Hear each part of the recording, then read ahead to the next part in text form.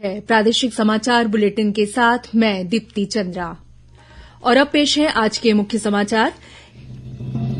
School शिक्षा विभाग ने 6 दिनों का शीतकालीन अवकाश घोषित कर दिया है। प्रदेश के सभी स्कूलों में आगामी 23 से 28 दिसंबर तक शीतकालीन छुट्टी रहेगी।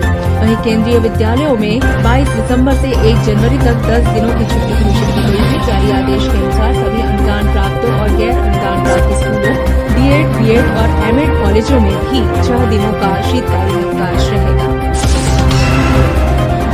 अंतर्राष्ट्रीय स्तर पर कोविड के बढ़ते मामलों को देखते हुए केंद्र ने राज्यों से कहा है कि वे पॉजिटिव नमूनों की अधिक संख्या में जीनोम सीक्वेंसिंग करें। केंद्रीय स्वास्थ्य सचिव राजेश भूषण ने इस संबंध में राज्यों के मुख्य सचिवों तथा स्वास्थ्य सचिवों को पत्र लिखा है। उन्होंने यह सुनिश्चित करने को कहा है कि नमूनों को दैनिक आधार पर जीनोम सीक्वेंसिंग के लिए निर्धारित प्रयोगशालाओं में भेजा जाना चाहिए। केंद्रीय स्वास्थ्य सचिव ने कहा कि एक सप्ताह में लगभग 35 लाख मामलों की रिपोर्ट आने से कोविड की चुनौतियां विश्व भर में बनी हुई हैं। भारत में इस दौरान लगभग 1200 मामले दर्ज किए गए हैं। इस बीच चीन, जापान, अमेरिका, कोरिया और ब्राजील में कोविड के बढ़ते खतरे को देखते हुए केंद्रीय स्वास्थ्य मंत्री मनसुख मांडविया ने आज कोविड पर उच्च स्तरीय समीक्षा बैठक की। श्री मांडविया ने एक ट्वीट में कहा कि कोविड अभी समाप्त नहीं हुआ है। उन्होंने सभी से सतर्क रहने और निगरानी तंत्र को मजबूत करने के निर्देश दिए। उपराष्ट्रपति जगदीप धनखड़ से छत्तीसगढ़ की राज्यपाल अनुसुईया उइके ने कल नई दिल्ली में सौजन्य भेंट की। इस अवसर पर उपराष्ट्रपति को राज्यपाल ने प्रदेश की विभिन्न गतिविधियों के बारे में जानकारी दी। उन्होंने छत्तीसगढ़ में नई शिक्षा नीति लागू करने के संबंध में हुई प्रगति और नई शिक्षा नीति से जुड़े कुछ अध्यादेशों के अनुमोदन से भी अवगत कराया। राज्यपाल ने श्री धनखड़ को उपराष्ट्रपति बनने की शुभकामनाएं दी और छत्तीसगढ़ आने का आमंत्रण दिया। राजधानी रायपुर में अगले साल प्रस्तावित G20 देशों की चौथी स्थायी वित्त कार्य समूह बैठक को लेकर प्रशासनिक तैयारियां शुरू हो गई है। इस संबंध में मुख्य सचिव अमिताभ जैन की अध्यक्षता में राज्य स्तरीय समन्वय समिति की बैठक हुई और राज्य स्तर पर अधिकारियों को जिम्मेदारियां सौंपी गई। गौरतलब है कि छत्तीसगढ़ में यह बैठक अगले साल सितंबर महीने में होगी। सारंगढ़ बिलाईगढ़ जिले की ग्राम पंचायत सरसीमा को तहसील और सरसीमा तथा पवनी को नगर पंचायत बनाया जाएगा। मुख्यमंत्री भूपेश बघेल ने कल सरसीमा में भेंट मुलाकात कार्यक्रम के तहत गांव में उप पंजीयन कार्यालय खोलने की भी घोषणा की। इस दौरान मुख्यमंत्री ने विभिन्न योजनाओं की जमीनी हकीकत की जानकारी दी। वहीं अजमेर में मुख्यमंत्री ने भेंट मुलाकात कार्यक्रम के दौरान बिलाईगढ़ विधानसभा के लिए 74 करोड़ रुपए से अधिक के विभिन्न विकास कार्यों का लोकार्पण और भूमि पूजन किया।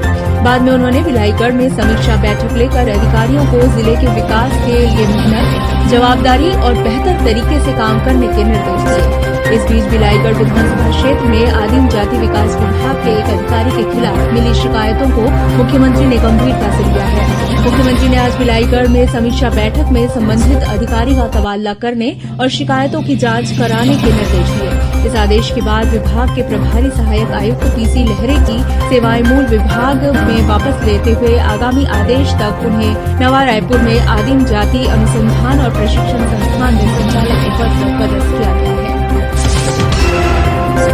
सूचना और प्रसारण मंत्रालय, भारत सरकार के केंद्रीय संचार ब्यूरो, प्रादेशिक कार्यालय रायपुर द्वारा धमतरी में सेवा सुशासन और गरीब कल्याण के 8 साल विषय पर मल्टीमीडिया चित्र प्रदर्शनी लगाई गई है। 3 दिवसीय प्रदर्शनी का उद्घाटन विधायक रंजना दीपेंद्र साहू ने किया। केंद्रीय संचार ब्यूरो के कार्यालय प्रमुख शैलेश फाये ने अपने स्वागत भाषण में इस आयोजन के उद्देश्यों पर प्रकाश डाला। कार्यक्रम में बड़ी संख्या में छात्र छात्राएं और गणमान्य नागरिक उपस्थित थे। कार्यक्रम के दौरान विभागीय गीत और नाटक दल द्वारा सांस्कृतिक कार्यक्रम में प्रस्तुत किए गए। साथ ही जागरूकता रैली भी निकाली गई। कार्यक्रम के पहले दिन चित्रकला और निबंध प्रतियोगिताएं आयोजित हुई, जिसमें विभिन्न स्कूल कॉलेज के 75 से अधिक प्रतिभागियों ने हिस्सा लिया। मुख्यमंत्री भूपेश बघेल के बयान और कुरुद विधायक अजय चंद्राकर की सभा में हुए पथराव के विरोध में धमतरी में भारतीय जनता युवा मोर्चा ने प्रदर्शन किया। इस दौरान कार्यकर्ताओं को रोकने पहुंची पुलिस के साथ आंदोलनकारियों की झमाझम हुई। भाजयुमो के जिला अध्यक्ष विजय मोटवानी ने कहा कि विपक्षी दल के कार्यक्रम में पथराव होना शर्मनाक बात है और यह लोकतांत्रिक अधिकारों का हनन है। वहीं मुंगेली जिला भाजपा अध्यक्ष शैलेश पाठक ने नगर पालिका अध्यक्ष हेमेंद्र गोस्वामी को बर्खास्त नहीं किए जाने पर 28 दिसंबर को धरना प्रदर्शन करने की चेतावनी दी है। गौरतलब है कि जिला भाजपा ने आरोप लगाया है कि मुंगेली नगर पालिका अध्यक्ष हेमेंद्र गोस्वामी ने फर्जी जाति प्रमाण पत्र के आधार पर पार्षद और नगर पालिका अध्यक्ष का चुनाव लड़ा था।